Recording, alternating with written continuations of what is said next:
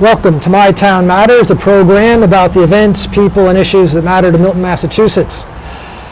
This election season, we don't have one Milton resident, but two in the state Senate race. Of course, one is Brian A. Joyce, who's running for re-election, and he has two Republican challengers. One is from Milton. His name is Richard Livingston, and he's with us here today. Richard, welcome. Pleased to and meet thanks you. for joining me. Thank you very much for having me. You bet. Let's begin with, if we could, just a little bit of a bio about who's Richard Livingston, what's your professional background, and you've been in Milton for some time. Yeah, I moved into Milton about 24 years ago. Before that, I'm 57 years old. I was born and raised in the Neponset section of the city of Boston. I'm one of 9 children. I have 5 sisters and 3 brothers. And I've been active since I was about 15 years old.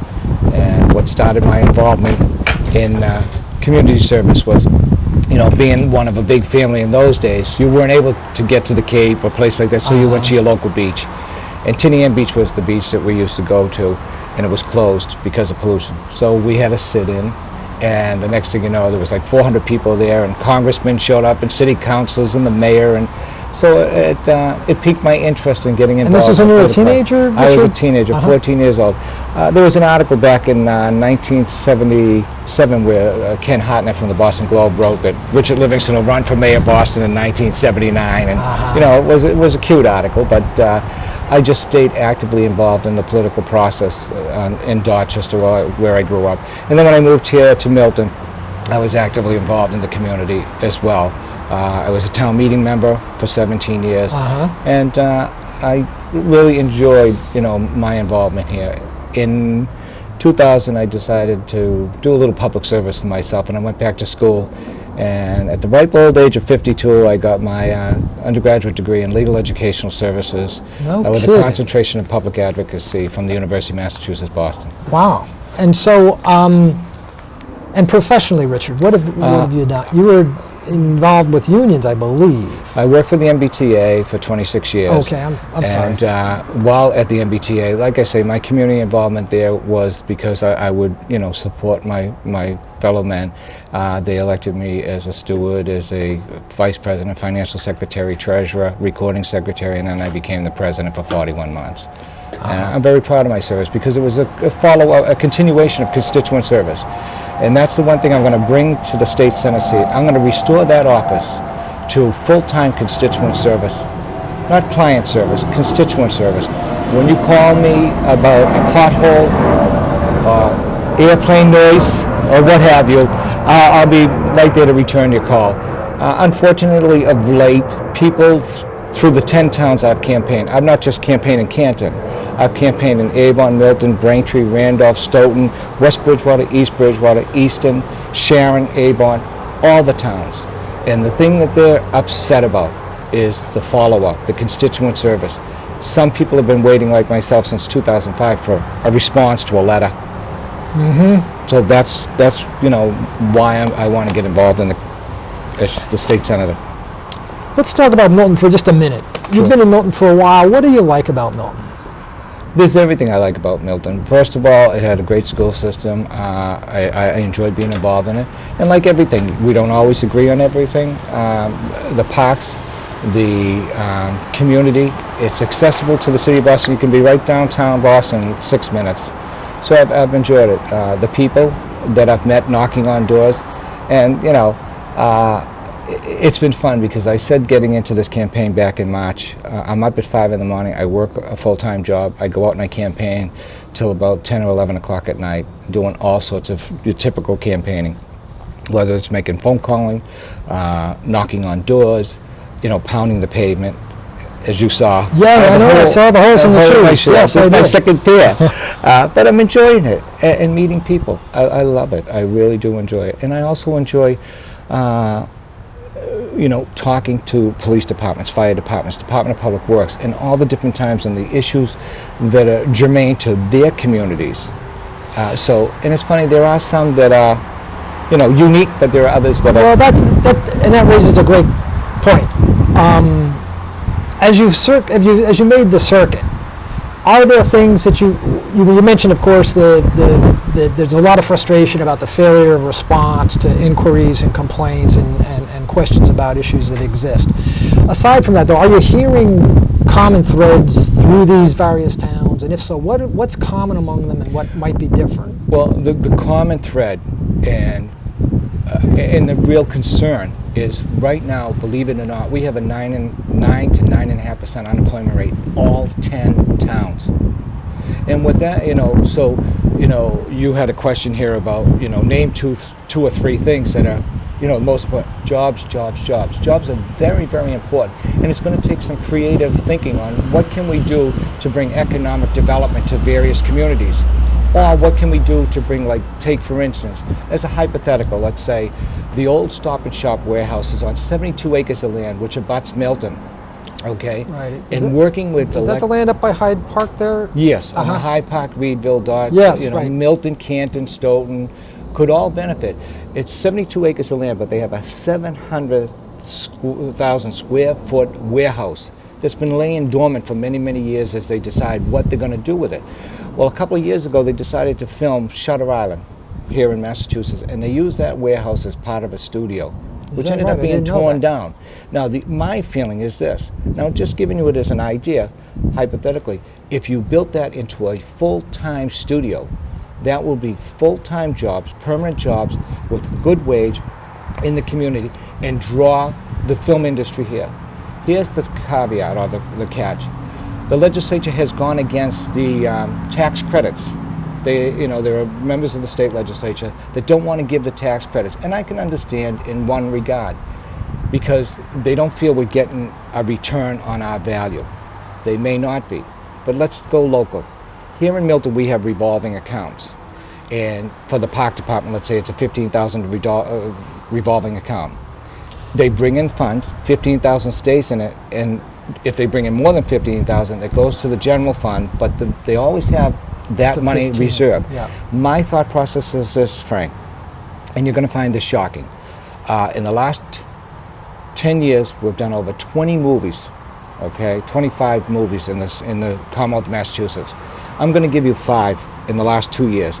3 last year and 2 this year.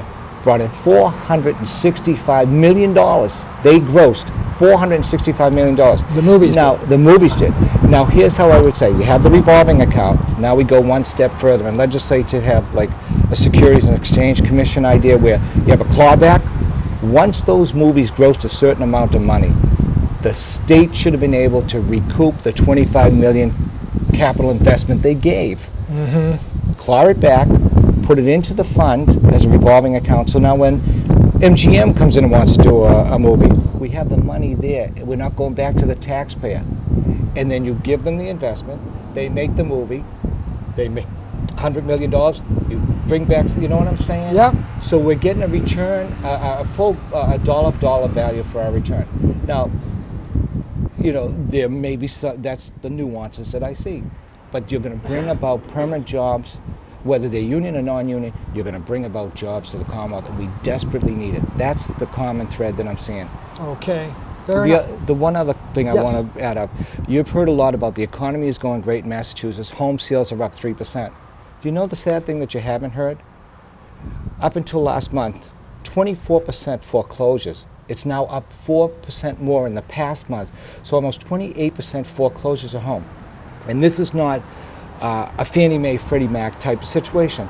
These are ladies and gentlemen who bought their home, the American dream, and because they lost their job, they can't afford to keep their home. It's not because they got, one of those. Right. And so, to me, that's a concern that we can't sweep it under the rug. We have to work to bring about, full-time permanent jobs. And if it takes creative thinking, that studio idea wouldn't just work in that Hyde Park. Take the Weymouth Naval Shipyard. Take the Plymouth studio. We've invested $90 billion down in Plymouth, and we haven't seen a studio yet.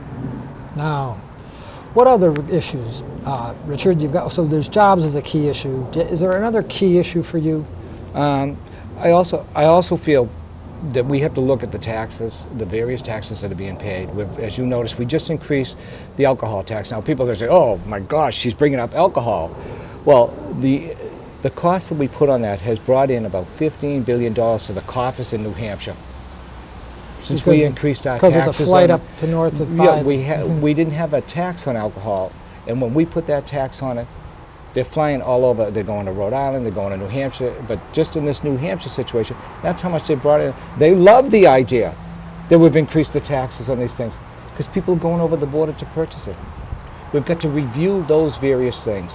And in a careful review, there are some areas where I feel personally, the money back in your pocket, Frank, you know, in the average citizen's pocket, that gives them the buying power to go to their local stores. That entrepreneur is making money because you're purchasing there. They can then create more jobs in their store because they're going to have to hire more people to come in. So I think that in that regard, we have to take a careful look at the tax in the various areas and, you know, make some meaningful cuts. Okay, would you then argue that perhaps we should roll back the recent meals tax? Yes. Because look, take for instance Milton. Milton has no commercial base, but yet we have a meals tax, and we can implement one on our own. We have these restaurants here. We want to keep them there. You know, it's not as if you know, some people say, well, it's only a matter of 70 cents or whatever. You know, the point of the matter is there are some young families that would like to be able to take their kiddos out and have a nice dinner here and there, but they can't afford it. Mm-hmm. You know, that penny here, penny there.